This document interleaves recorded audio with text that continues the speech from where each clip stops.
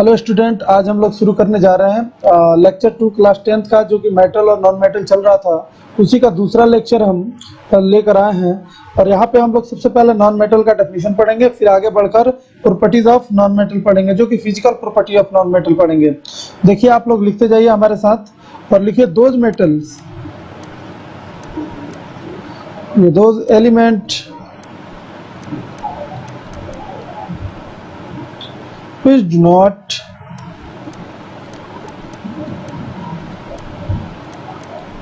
which do not possess luster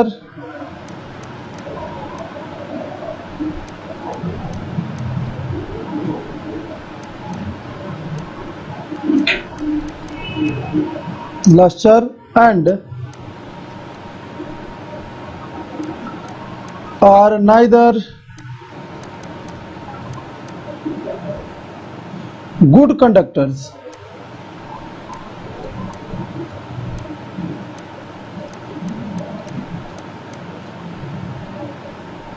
of heat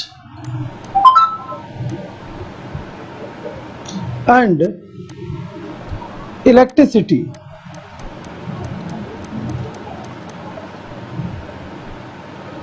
ठीक है ना, not malleable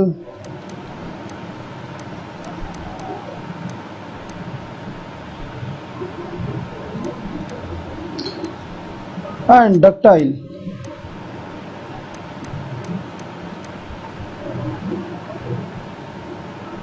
ठीक है,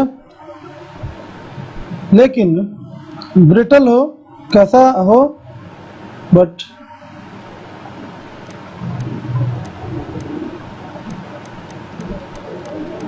ब्रिटल। और नोन एज, इसे क्या बोलेंगे, said to be non metal.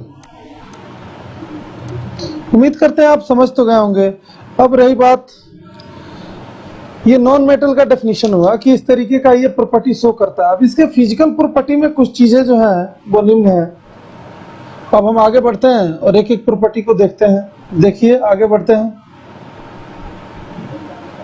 सबसे पहले हम यहाँ बात करेंगे, एक एक करके प्रॉपर्टी हम बात कर रहे हैं। दे में भी कैसा होता है, दे में भी सॉलिड, लिक्विड और gas at room temperature,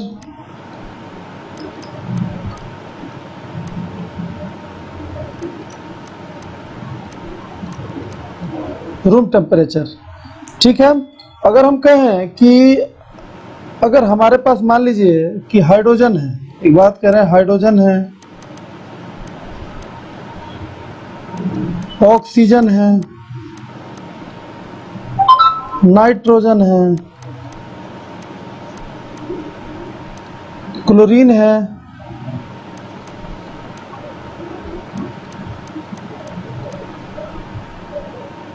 helium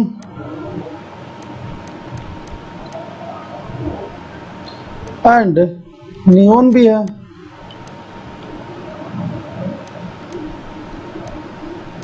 और गैसियस नॉन मेटल। ये गैस फॉर्म में होता है, बट ये नॉन मेटल्स है। उम्मीद करते हैं ये समझ गए होंगे आप। एक चीज और है, जैसे कि हम कार्बन और सल्फर के बारे में जानते हैं, यानी कि आप यहां लिख लीजिए सल्फर, फास्फोरस,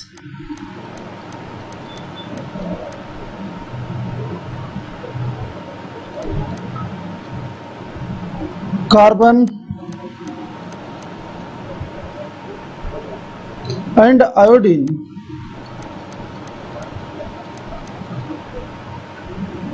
और solid non metal.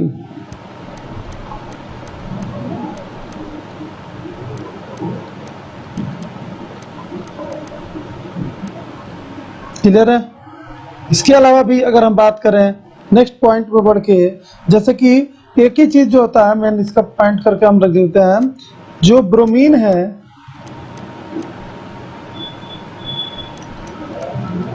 is a liquid non-metal.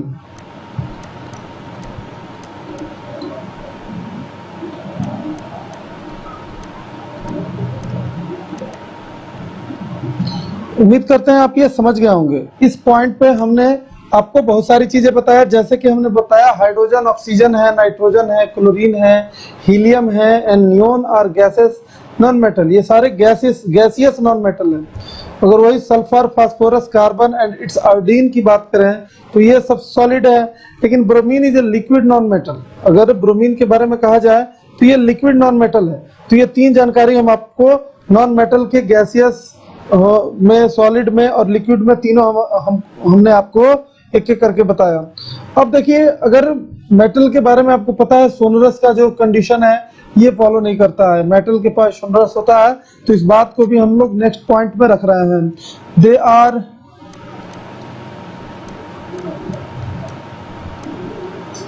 Non sonorous.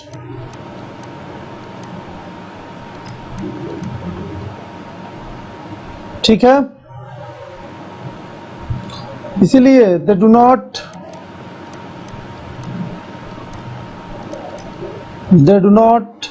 any sound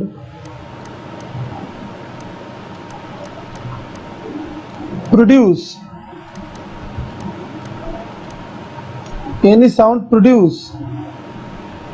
hit with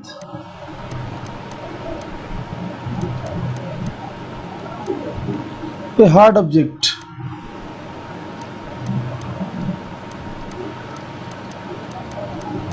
तो यहां तक कितना पॉइंट के बारे में हम लोग डिस्कस कर लिए हैं। अब अगर हम बात करें इसकी डेंसिटी की बात करें तो डेंसिटी इसका काफी लो होता है। They have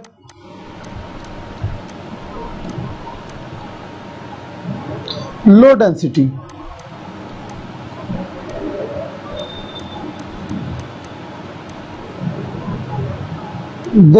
density. Next point की अगर हम बात करें, अगर आगे बढ़ के इसके और प्रॉपर्टी की बात करें तो कहेंगे नॉन मेटल, कहेंगे कि इसके पास जो लस्टर कंडीशन होता है डू नॉट पॉजेज है। तो कहेंगे do not possess any lustre,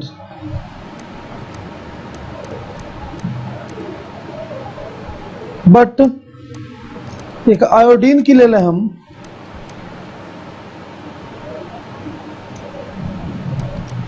in solid form,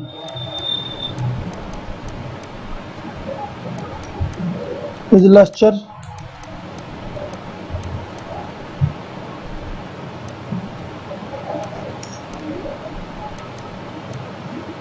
यहाँ ये कंडीशन है कि ये लस्टर होता नहीं generally, but iodine solid form में जो होता है काफी चमकता है। तो हम कह सकते हैं अगला,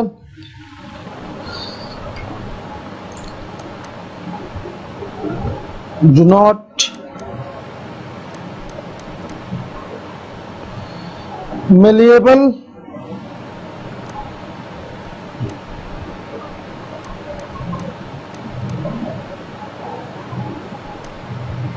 nor ductile।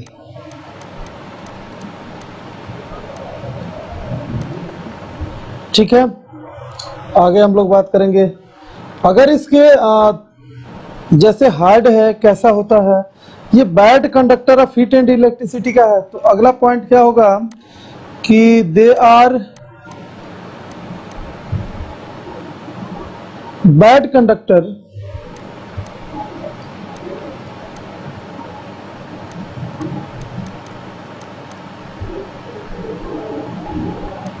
Of heat and electricity.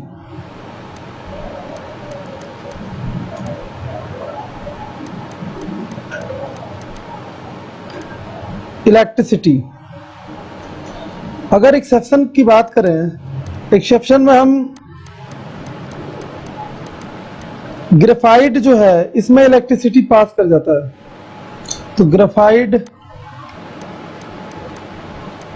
को छोड़ के, यहाँ पे आपको ग्रेफाइट को छोड़ना पड़ेगा, इसीलिए ज्यादातर सारे के सारे नॉन मेटल जो हैं वो बैड कंडक्टर होते हैं हीट एंड इलेक्ट्रिसिटी के। बस एक्सेप्शन है ग्रेफाइट, ग्रेफाइट से इलेक्ट्रिसिटी पास कर जाता है। तो आप ये पॉइंट समझ गए होंगे।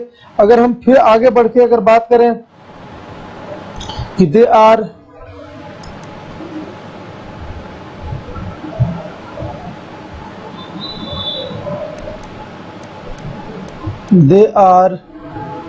Soft and brittle.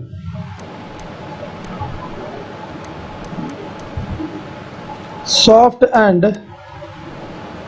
brittle.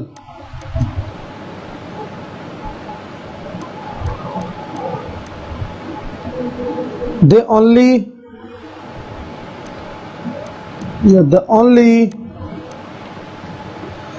Exception होता है जैसे डायमंड है, ठीक है ना।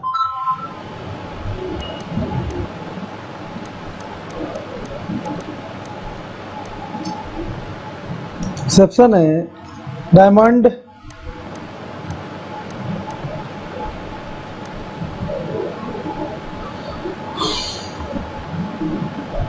ठीक है। उम्मीद करते हैं ये सारे के सारे पॉइंट आपको समझ में आ गया होगा। अगर हम इसके फिजिकल प्रॉपर्टी, तो ये नॉन मेटल का इतना रहा। इसके अलावा अगर हम बात कर रहे हैं कि they have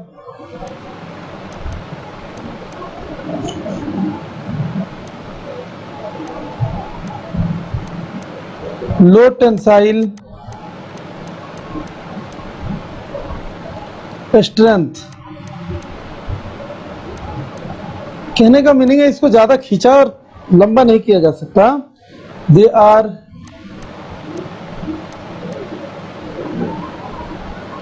easily broken,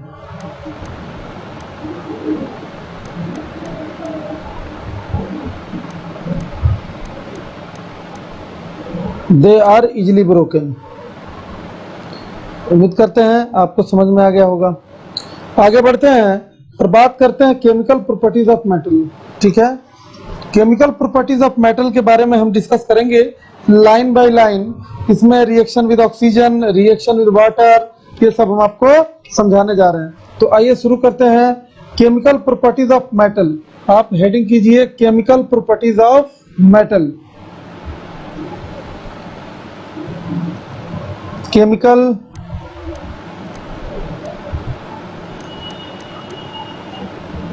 properties of metal.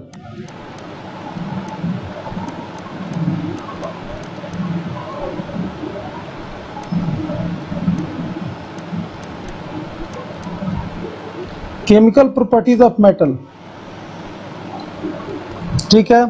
अब सबसे पहला पॉइंट पे अगर हम डिस्कस करें तो कहेंगे रिएक्शन विद ऑक्सीजन।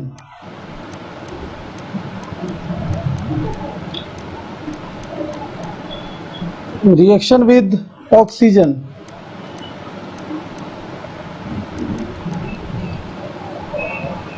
देखिए अगर हम बात करें, आप लिखते जाइएगा, almost all the metals react with oxygen और air to form metal oxide which are basic in nature. ये बात आपको समझ में आ गया। अब हम इसका रिएक्शन आपको समझा रहे हैं। अगर मान लीजिए मेटल है प्लस ऑक्सीजन, और दोनों मिलके क्या बनाता है, मेटल ऑक्साइड, ठीक है, मेटल ऑक्साइड बनाता है। अगर हमारे पास मान लीजिए कॉपर है, कॉपर को अगर ऑक्सीजन के साथ रिएक्शन करा दें तो ये क्या बना देगा, तो कॉपर ऑक्साइड। साथ में यहाँ देखिए ऑक्सीजन 2 है तो यहाँ पे 2 आएगा, और इसके लिए कॉपर को भी बैलेंस होना पड़ेगा। तो इस तरीके से अगर ऑक्सीजन मिक्सचर अगर इन दोनों में से किसी के साथ रिएक्शन करता है, दूसरा रिएक्शन हम बताने जा रहे हैं आपको। ये तो पहला रिएक्शन हुआ। दूसरा रिएक्शन अगर आयरन के साथ रिएक्शन करेगा तो क्या बनाएगा, तो इसीलिए आयरन हम यहाँ पे ले लिए और इसको रिएक्शन कराने जा रहे हैं O2 को, और साथ में हीट भी यहाँ पे कर रहे हैं हम। तो इसमें क्या मिलेगा आपको, तो यहाँ पे 2 बातें मिलती हैं। एक तो मिलेगा FeO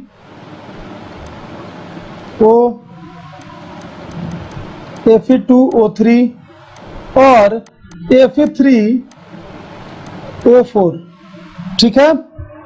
इस तरीके से अब यहाँ देखिए, यहाँ पे अगर हम बात कर रहे हैं 3 मोल है और ये 2 मोल, इसीलिए इसको बैलेंस भी करना है दोनों तरफ इस तरीके से। अब ये रहा हमारा 2 रिएक्शन जो कि काफी इंपॉर्टेंट है। एनसीईआरटी में जो रिएक्शन है वही आपको कराया जाएगा, इससे ज्यादा नहीं कराया जाएगा। अब हम इस रिएक्शन को वाटर के साथ करा के देखना चाहते हैं, तो आइए हम नया हेडिंग जो डालते हैं, रिएक्शन विद वाटर। यहाँ देखिए हेडिंग डालिए,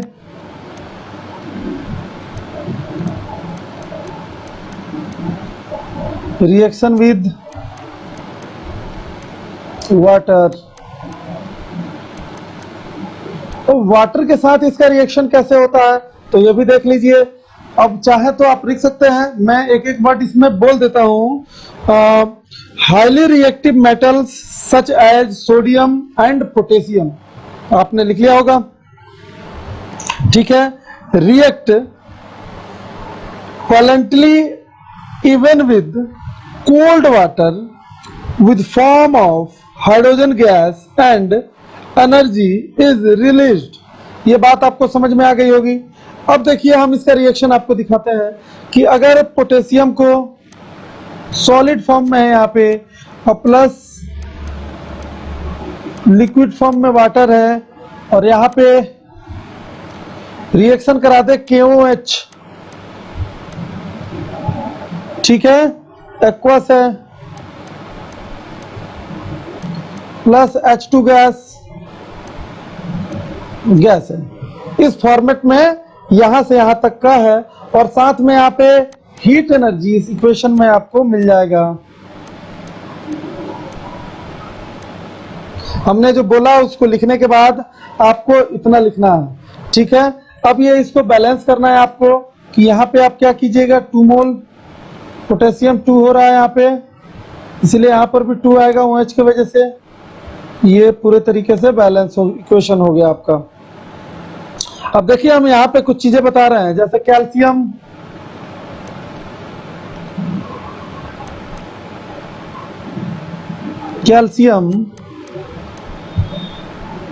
react with water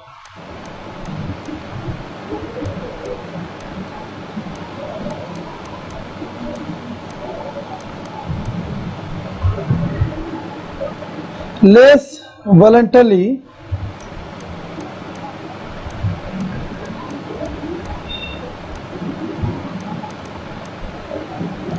while magnesium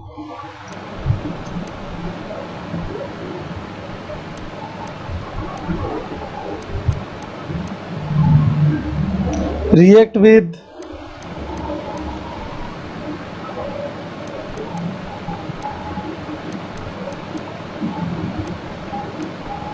water, only one